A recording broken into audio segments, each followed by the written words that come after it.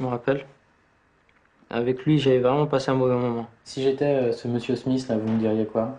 Que je méritais pas ce traitement-là, que je méritais pas qu'on m'enferme de cette manière-là, que je méritais pas qu'on me prive de tous mes droits.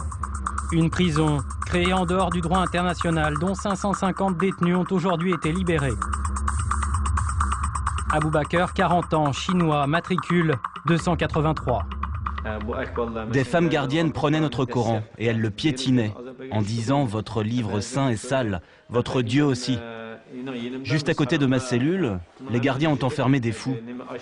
Je les entendais pleurer, crier et chanter, taper dans les murs.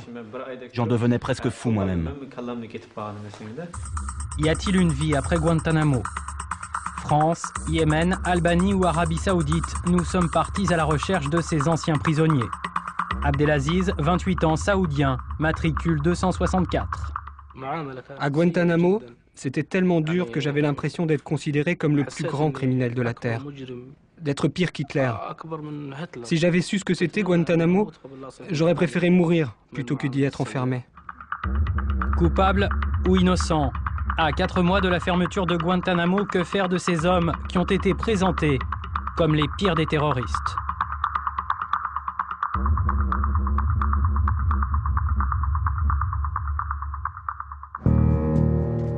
Quelque part sur une route de la région de Lyon, Mourad est l'un des 7 détenus français de Guantanamo. Tous, comme lui, ont été libérés. Devenu carreleur, ce jeune homme de 28 ans a eu bien du mal à reconstruire sa vie quand il est rentré en France. Comment ça s'est passé pour retrouver du boulot? Au début, j'étais obligé de mentir. En fait, je disais que j'étais à l'étranger et que je faisais un autre emploi là-bas. Mais je disais pas que j'étais de Guantanamo parce que je savais que les gens ne pouvaient pas comprendre. Et là, aujourd'hui, si on croise quelqu'un sur le chantier, on peut dire exactement pourquoi on est là? Bah, le problème, c'est que... Ouais, vous pouvez le dire, mais... C'est pas tout le monde qui est au courant sur le chantier. Et de moi-même, je préfère pas en parler. Tant qu'on vient pas m'en parler, je préfère pas en parler. Sur le chantier, ils sont donc peu nombreux à connaître le passé de Mourad. Alors, pour ceux que nous rencontrerons, le thème de notre reportage doit demeurer secret. L'analyse de France 2. Bah, il faut en porter sur la réinsertion, tout ça. Sur la réinsertion. Pour Mourad, parler de Guantanamo, c'est être obligé d'expliquer les raisons qui l'ont poussé à partir en Afghanistan. Je préfère pas en parler. Comment je me suis retrouvé là-bas? Et qu'est-ce que... En fait... comment je l'interprète? Qu'est-ce que j'en ai tiré comme leçon? Comment j'en suis sorti? Et souvent, ça inquiète.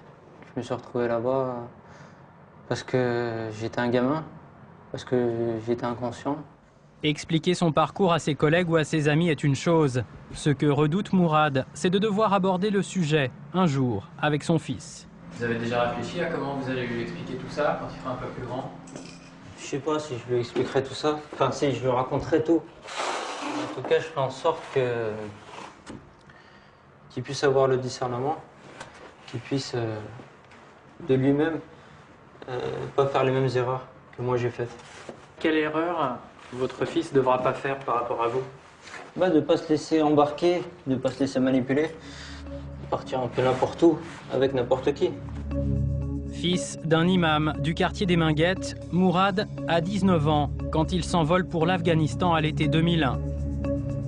Mais d'après lui, sans savoir que sa destination finale est un camp d'entraînement d'Al-Qaïda. Un voyage entrepris sur les conseils de son grand frère qui depuis a été condamné à 10 ans de prison dans l'affaire dite des filières tchétchènes.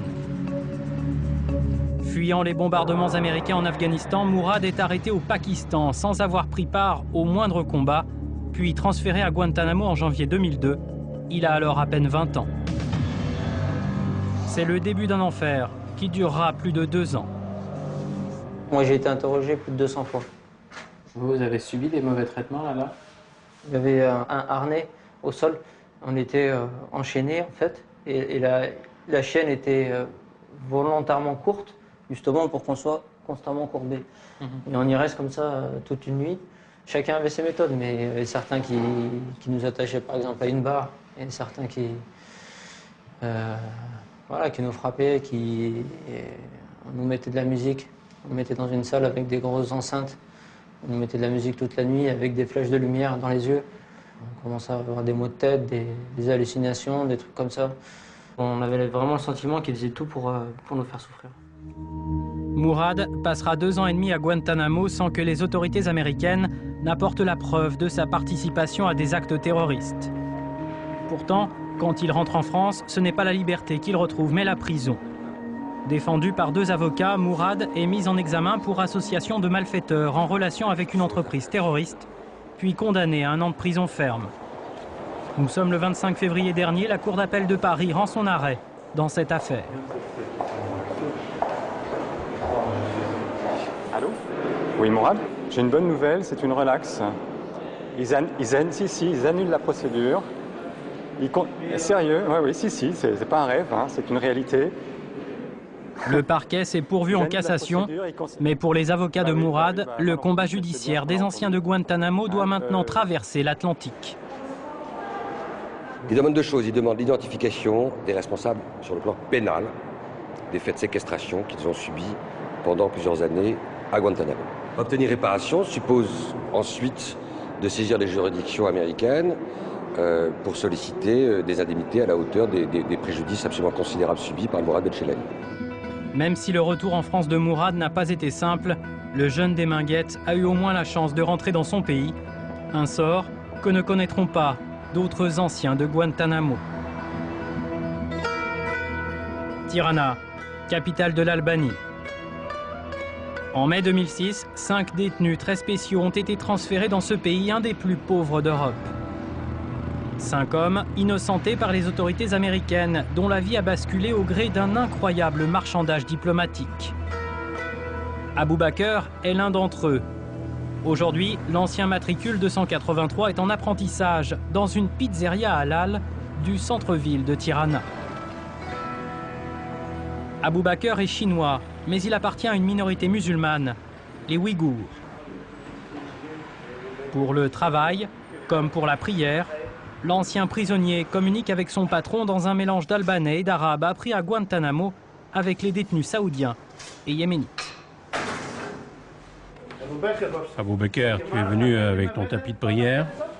Ton tapis de prière, tu l'as pris avec toi? Ces cartons sont bien suffisants. Tu fais l'appel à la prière? Non. Bon, je m'en charge alors. Quelques mois avant le 11 septembre, Abou Bakr décide de quitter la Chine, cap vers la Turquie où il compte s'installer et faire venir sa famille. Mais en route, il est arrêté par des villageois pakistanais, puis vendu pour 5 000 $ à l'armée américaine. Il passera 4 ans à Guantanamo avant que les États-Unis ne reconnaissent officiellement son innocence et le libèrent en Albanie. Aujourd'hui, Abou Bakr voudrait croire qu'il a un avenir dans ce pays qui n'est pas le sien. C'est pour cela qu'il apprend le métier de pizzaiolo. Tu te souviens de ce geste? Ça, c'est la dernière étape. Regarde. Pourtant, même au détour d'un banal cours de cuisine, son passé ne manque jamais de ressurgir. Et Abou, qu'est-ce que tu faisais à Guantanamo pour occuper tes journées? Je passais mes journées à lire le Coran et à discuter avec les autres détenus. Au début, on communiquait par signes. Mais en lisant le Coran, j'ai pu apprendre l'arabe. C'est quand même une drôle d'école de la vie là-bas. Ouais. 4 ans là-bas, incroyable. Écoute, j'aimerais arrêter de parler de Guantanamo, parce que je ne considère pas que ces années résument toute ma vie. Tout le monde veut me parler de Guantanamo, cette période où l'on pensait que j'étais terroriste. Suspecté d'appartenir à Al-Qaïda, Abou Bakr a subi une triple peine. 6 mois d'enfermement dans la prison de Kandahar en Afghanistan, 4 ans dans les geôles de Guantanamo à Cuba, puis 3 ans de cet exil forcé à Tirana, où il survit avec 150 € d'allocation mensuelle que lui verse le gouvernement albanais. Abou Bakr n'a pas revu sa famille depuis 9 ans. Unique vestige de cette vie qu'il a laissée derrière lui, son film de mariage.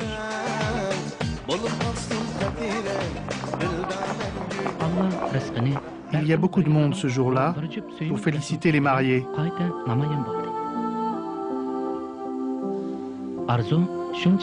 Ils ont de la chance parce que Dieu va leur donner beaucoup de bonheur. Même si la vie est dure, j'espère que ce couple passera le reste de sa vie ensemble. Privé de passeport, impossible pour Abou Bakr de quitter l'Albanie, mais ce n'est pas la principale raison qui l'empêche aujourd'hui de revoir les siens. Mon statut en Albanie ne me donne pas droit au regroupement familial. Les Chinois ne les laissent pas sortir de là-bas et les Américains n'aident pas dans mes démarches pour les faire venir ici. Le seul fil qui le relie encore à son pays d'origine se trouve au coin de la rue. Une cabine téléphonique où il a ses habitudes depuis 3 ans.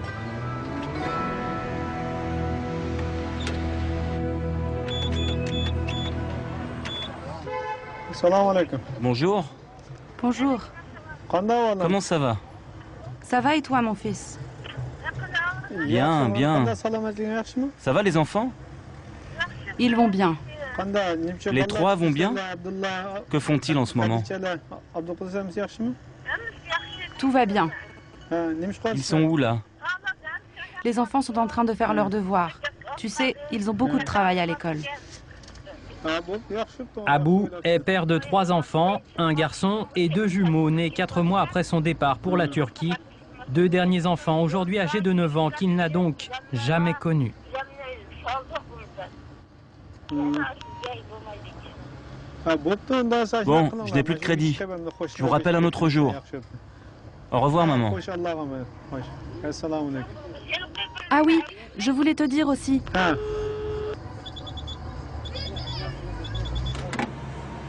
Est-ce que vous avez déjà parlé à votre famille de ce que vous avez vécu à Guantanamo? Je ne peux pas leur parler de Guantanamo. Mes enfants ne doivent rien savoir. Ils en souffriraient trop. Je ne leur parlerai jamais de ce que j'ai vécu là-bas. Qu'est-ce qu'il risque s'il rentre dans son pays? Soit on me tue, soit on me jette en prison pour le reste de ma vie. Voilà précisément la raison de son transfert en Albanie. Sur ces images de la télévision locale filmées quelques jours après leur arrivée, Abou Bakr et 4 autres anciens de Guantanamo. 5 Ouïghours, originaires du nord-ouest de la Chine, une région où Pékin applique la même politique de colonisation forcée qu'au Tibet. Pour les Chinois, ces hommes sont des indépendantistes partis s'entraîner au maniement des armes dans les camps d'Al-Qaïda. Des séparatistes aussitôt qualifiés de terroristes que la République populaire veut juger comme tels. Nous réaffirmons notre volonté de voir rapatrier ces prisonniers en Chine dès que possible. Nous nous opposons à ce qu'ils soient transférés dans tout autre pays que le nôtre.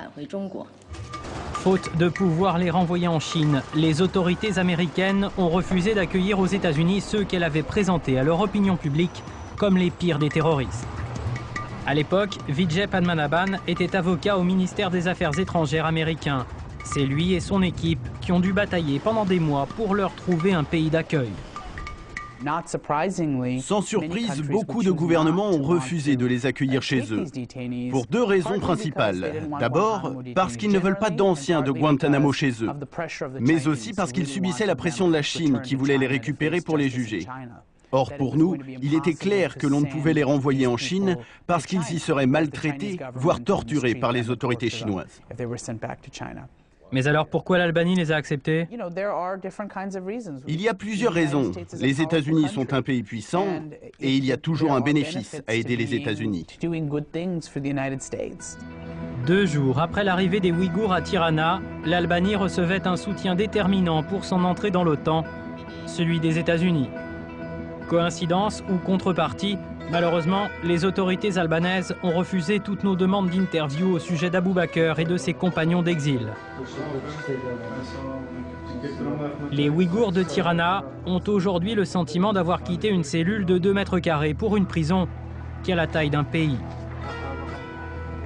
Un pays dont Ayoub et Ahmet rêvent de s'évader. Le plus jeune, Ayoub, n'avait que 18 ans quand il a été enfermé à Guantanamo.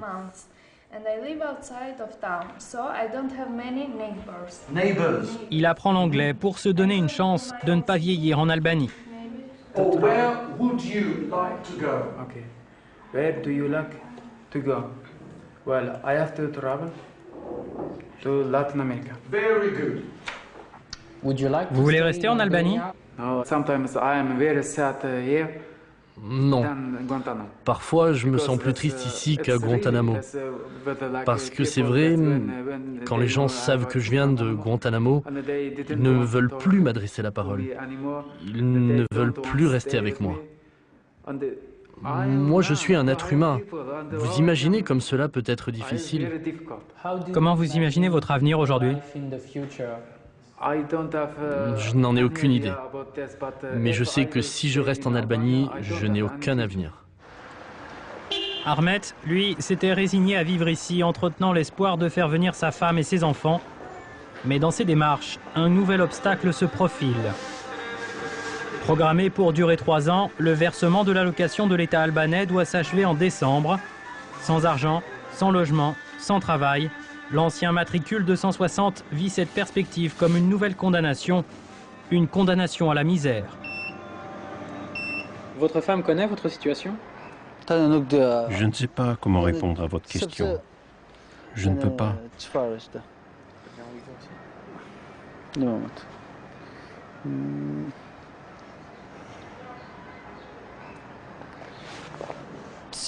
Je ne sais pas si je les reverrai un jour.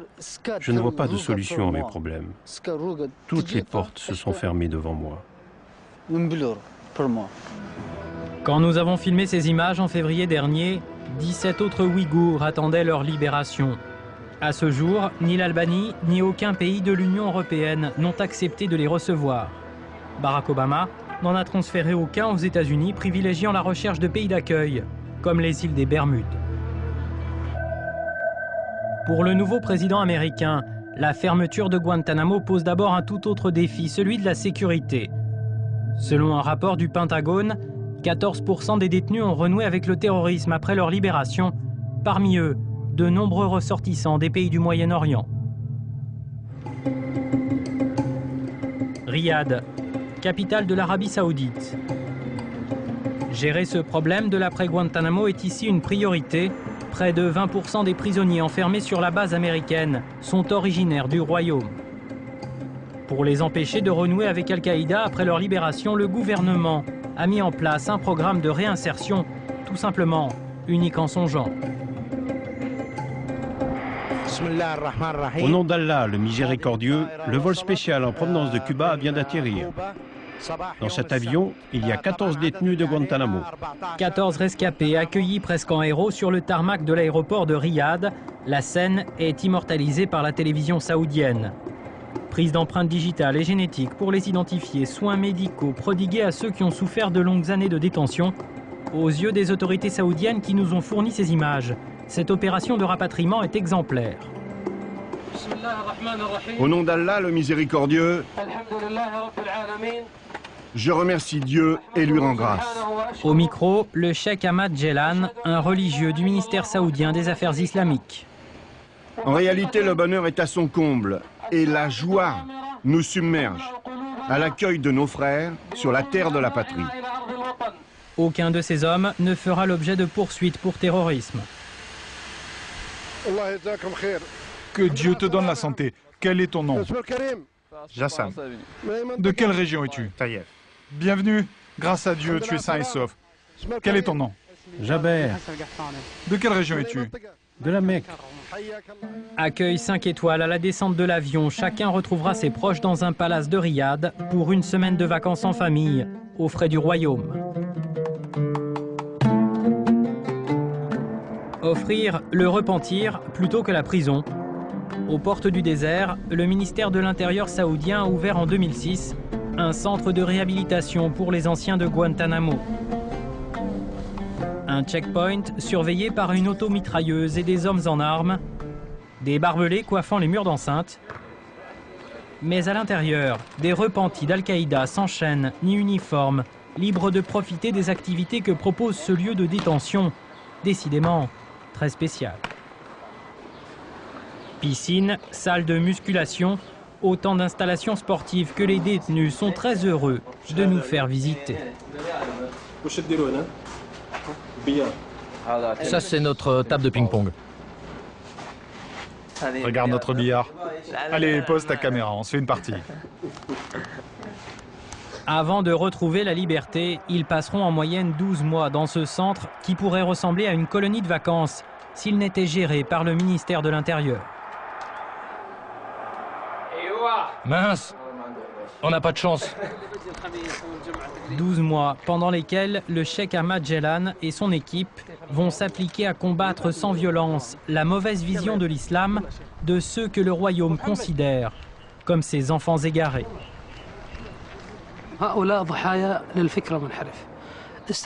Tous ces hommes ont été victimes d'une idéologie déviante. Al-Qaïda a réussi à détourner leur esprit pour les emmener sur les lieux de conflit. Conséquence, ils ont été jetés à Guantanamo pendant 7 ans. Même s'ils étaient partis pour une formation militaire, c'était dans un but humanitaire et avec la conviction d'être justes.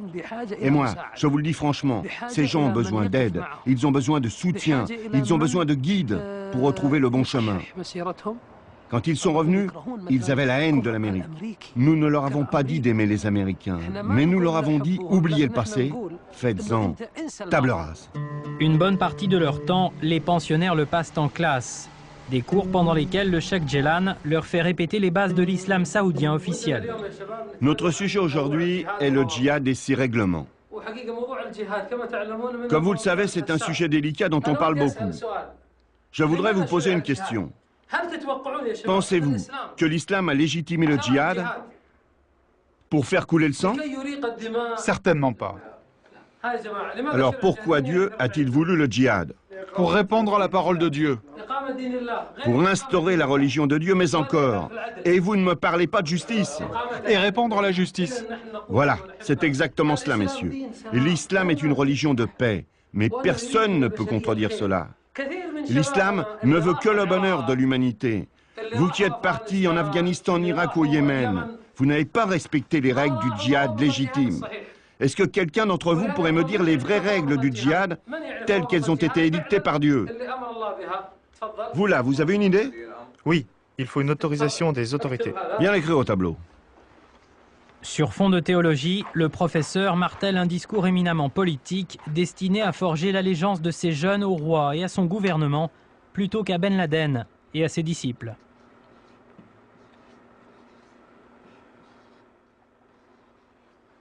C'est bien, demandez l'autorisation aux autorités.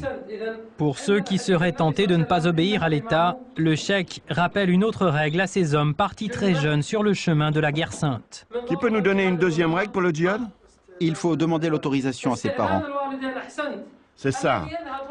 Si je ne leur demande pas la permission, je leur fais de la peine, ce qui est contraire à la religion, car Dieu nous ordonnait de bien traiter nos parents et de leur épargner toute humiliation. En Terre Sainte, pas étonnant que les préceptes du prophète constituent l'ossature du programme. Mais sur les murs du centre de réhabilitation, un détail va nous faire découvrir un de ses aspects les plus inattendus. Ces fresques aux couleurs vives sont peintes par les détenus. Loin d'un passe-temps, cela fait partie d'un traitement dont les bienfaits se feraient sentir, mois après mois. Le docteur Aliami est art-thérapeute. En Arabie Saoudite, c'est le seul médecin à exercer cette spécialité qui mélange dessin et psychologie. Au début du traitement, comme vous pouvez le voir, les détenus utilisent des couleurs sombres pour peindre des ciels noirs. On voit des lignes électriques qui pourraient nous rappeler les murs d'une prison. Puis ils découvrent qu'il y a du meilleur dans leur âme et ils commencent à aimer cela. Ils commencent à prendre du plaisir, à profiter de la vie. Ils commencent à découvrir que la vie, ce n'est pas seulement la guerre ou le combat. Et petit à petit, les couleurs de leur tableau s'éclaircissent. Regardez celui-là. Il y a une tente ouverte. Le feu est là. C'est comme s'ils nous accueillaient dans leur vie. À ce moment-là, ils commencent à accepter de parler de tout avec moi. Le garçon qui a peint ce tableau, il est aussi l'auteur de celui-là, le rose là. Pouvez-vous imaginer un vrai dur, rempli d'idées négatives, se mettant à peindre en rose? C'est un vrai changement, non? Il a probablement appris à être une personne plus douce. Quelqu'un qui peut vraiment apprécier être gentil envers les autres. Pour définitivement nous convaincre de l'efficacité de leur programme, les autorités ont convoqué 4 anciens prisonniers de Guantanamo. Tous sont passés par le centre de réhabilitation. Tous sont libres et ont rompu tout lien avec Al-Qaïda. Difficile de dire si cette scène d'effusion collective est jouée pour nous.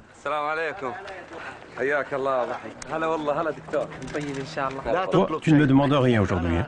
Seule certitude, les anciens de Guantanamo ne vont pas tarir d'éloges sur un programme qui les a délivrés de leurs erreurs de jeunesse. Quelle est la différence entre l'homme qu'il était en Afghanistan et l'homme qu'il est aujourd'hui? Aujourd'hui, vous êtes devant un homme responsable, un homme réfléchi, un homme qui ne fait plus un pas sans avoir mûrement étudié les conséquences de ses actes. L'autre était un étudiant imprudent, exalté, débordant d'une énergie incontrôlable. Moi, comme beaucoup d'autres, je suis parti m'entraîner en Afghanistan pour me préparer au djihad. Nous ignorions qu'il y avait des règles à respecter pour le djihad. Nous étions jeunes et enthousiastes. Nous pensions ces guerres justes, mais nous avions tout faux.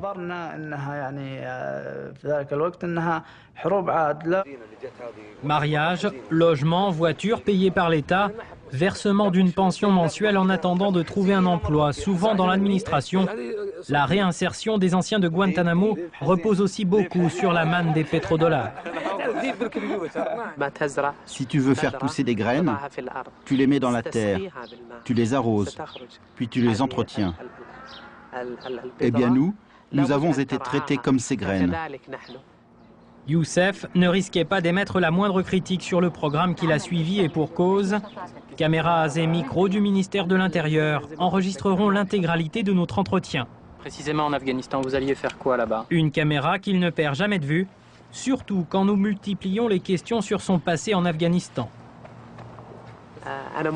Je ne vous cache pas que je n'aimerais pas m'étaler sur ce sujet. Je suis là en réalité pour vous parler des avantages et des bienfaits de ce programme. Une surveillance qui évidemment ne se limite pas aux seules rencontres avec la presse étrangère. À leur sortie, l'État déploie beaucoup d'énergie pour les suivre à la trace. La question est très sensible. Le général Mansour va donc nous répondre sous la dictée du cheikh Ahmed Jelad.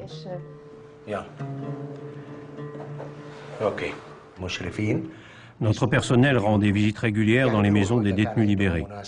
Ils y vont aussi à toutes les occasions de fêtes, comme les naissances, les mariages, les enterrements. Actuellement, nous avons même embauché des fonctionnaires femmes qui rendent visite à leurs épouses et qui les suivent. Nous sommes aussi en contact permanent avec leurs parents. Mais cela, les anciens prisonniers ne le savent pas. Par exemple, les mères nous appellent pour nous dire tout ce que fait leur fils dès qu'il sort, s'il a passé une soirée tardive, s'il n'est pas rentré à la bonne heure. Les parents ont bien compris que c'est dans l'intérêt de leur enfant. Ça te va ? Mais le système n'est pas infaillible. Sur cette vidéo d'Al-Qaïda de janvier 2009, 2 visages bien connus des responsables du programme. Saïd al-Shiri, chef présumé de la branche yéménite d'Al-Qaïda. Mohamed Aloufi, chef combattant d'Al-Qaïda. 2 anciens prisonniers saoudiens de Guantanamo repartis au combat dès leur sortie du centre de réhabilitation. Des échecs totalement assumés par le général Mansour. Au total, 5 bénéficiaires du programme ont fui à l'étranger, mais l'un d'eux est déjà revenu. C'est Mohamed Aloufi. Vous savez, c'est comme une maladie, comme un cancer. Il y a toujours un risque de rechute. Notre devoir est de ramener ceux qui sont partis et de reprendre les soins avec eux. Sur 120 ex-détenus de Guantanamo saoudiens, moins de 9% auraient renoué avec le terrorisme. Fort de cette statistique officielle, le Royaume a décidé d'élargir son programme de réinsertion à tous les djihadistes saoudiens arrêtés à l'étranger, et notamment en Irak.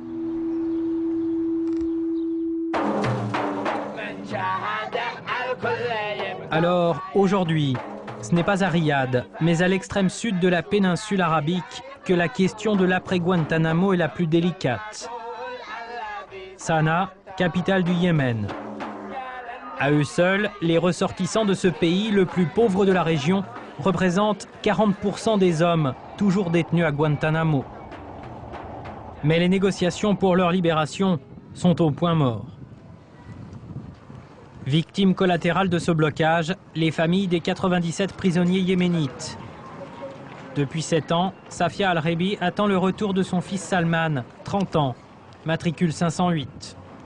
Si Dieu le veut, on va pouvoir construire tout cet espace pour notre fils et sa future famille.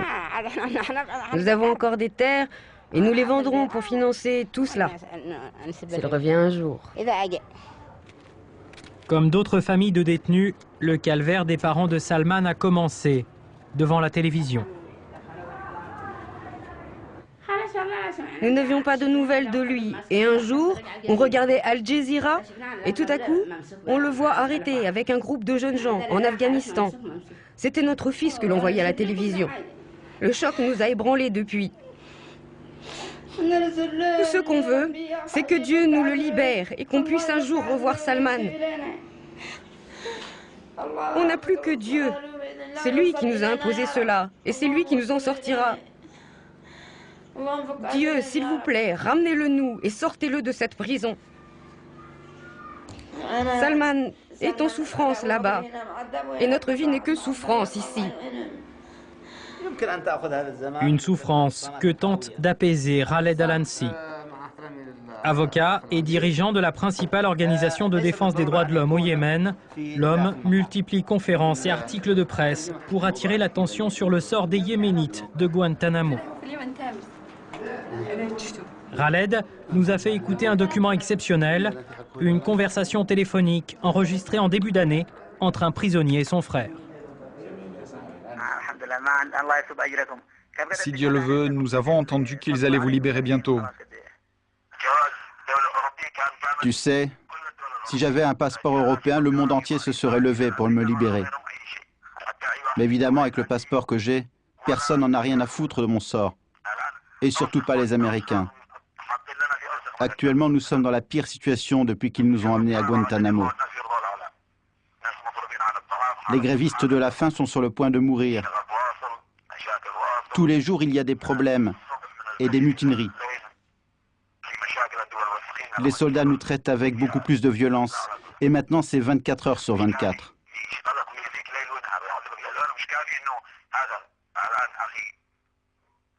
Surtout, tu ne dis rien de tout ça à notre mère. Elle va déjà assez mal comme ça. Comment expliquez-vous que 90% des prisonniers saoudiens soient rentrés chez eux contre 10% pour les Yéménites? Notre gouvernement a une grande part de responsabilité dans cette situation en faisant monter les enchères avec les Américains. Au début, le Yémen a demandé 5 millions de dollars, puis 10. Et aujourd'hui, c'est 100 millions de dollars qu'il réclame aux Américains. Soi-disant, cette somme servirait à recevoir les prisonniers, à les soigner et à construire des centres de réhabilitation comme le font les Saoudiens. C'est cela qui retarde les négociations pour l'instant. Au-delà du contentieux financier, la volonté politique de construire un centre à la saoudienne n'existe pas au Yémen. À entendre le ministre des Affaires religieuses, le juge Al-Ittar. Pour dialoguer avec ces personnes, nous n'avons pas besoin d'une structure particulière. On peut louer un immeuble, le meubler et décider d'y mener des discussions avec les prisonniers. Mais on peut aussi faire cela dans mon bureau. Il n'y a pas de problème, on trouvera bien un endroit pour faire ça. Pour réinsérer ces anciens de Guantanamo, le Yémen compte appliquer un programme de dialogue religieux. Un programme lancé en 2002, appliqué depuis à 420 terroristes arrêtés dans le pays. Mais le marché proposé aux anciens d'Al-Qaïda en échange de leur liberté ne présenterait pas de garantie de sécurité suffisante, de sources américaines. Démonstration dans les locaux de cette modeste école de commerce. Nasser Al-Bahri, 36 ans, y enseigne le management en ressources humaines. Son cours prend une toute autre saveur quand on connaît son ancien surnom chez Al-Qaïda, le tueur. Dans chaque entreprise ou dans chaque organisation, la personne la plus importante est le chef. Que ce soit un ministre, un chef d'entreprise ou tout simplement un professeur dans sa classe. Bref, à chaque groupe, il faut un chef. Parti faire le djihad en Bosnie puis en Afghanistan, Nasser a été pendant 3 ans le chef des gardes du corps personnel d'Oussama Ben Laden. Il faut que le chef repère toutes les failles de son organisation et s'efforce de les combler. Oui, un bon chef doit surtout savoir désigner les bonnes personnes selon la mission à accomplir. Nasser n'a pas connu Guantanamo. Arrêté au Yémen en 2000, puis interrogé par les Américains, il passera 2 ans en prison à Sanaa, où il suivra le programme de dialogue. Avec un résultat qui semble bien peu convaincant quand on l'entend parler de Ben Laden. Les Américains m'ont demandé ce que j'espérais pour mon fils, qui avait alors 2 ans. Je leur ai répondu que le jour de ses 18 ans, je le mets dans une voiture et je le balance contre la Maison Blanche. Ils m'ont dit, mais tu veux sacrifier ton enfant? Et moi je leur ai dit, oui, je l'aime tellement que je voudrais qu'il soit martyr, puisque c'est le préféré de Dieu. Prenez une lame, ouvrez les veines de mon fils et laissez couler son sang. Eh bien vous verrez que son sang écrira tout seul Djihad Ben Laden. Et vous savez pourquoi? Parce qu'au moment où il est né, tout juste sorti du ventre de sa mère, Oussama Ben Laden a pris une date qu'il avait dans sa bouche. Puis il l'a donnée à sucer à mon bébé. Donc mon enfant a connu le goût de Ben Laden, avant de connaître le goût du sein de sa mère. Comme un clin d'œil de l'histoire, Nasser vit dans un appartement situé à 500 mètres à peine de l'ambassade américaine. En échange de sa liberté, l'ex-garde du corps d'Oussama Ben Laden a passé un marché plutôt ambigu avec les autorités yéménites. Le président Saleh m'a accordé la liberté contre 4 promesses. La première est de ne jamais attaquer un étranger au Yémen. La seconde, c'est de ne pas prendre le Yémen comme une base arrière. La troisième, ne jamais participer à l'attaque d'un bâtiment étranger au Yémen. Et enfin la quatrième, ne pas se joindre à un mouvement armé à l'intérieur du pays. Mais si vous sortiez hors du Yémen, vous pourriez reprendre le djihad conformément au serment d'allégeance que vous avez fait à Oussama Ben Laden? Par Allah, nous n'hésiterons pas une seconde à reprendre le djihad à l'extérieur du Yémen. Nasser ne nous dira pas s'il compte réellement repartir un jour au combat. Faute de garantie en termes de sécurité, pour les Américains, il n'est toujours pas question de rapatrier directement chez eux les Yéménites. Des négociations auraient même eu lieu avec l'Arabie Saoudite pour qu'elle en accueille dans son centre de réhabilitation. À ce jour, il reste 226 détenus à Guantanamo. Seule une infime minorité d'entre eux devrait finalement être traduits devant la justice américaine. أنا ولدت سلطانة يا هيام وعندي حقوق من ولادتي ما بتمتلكها أي وحدة فيكن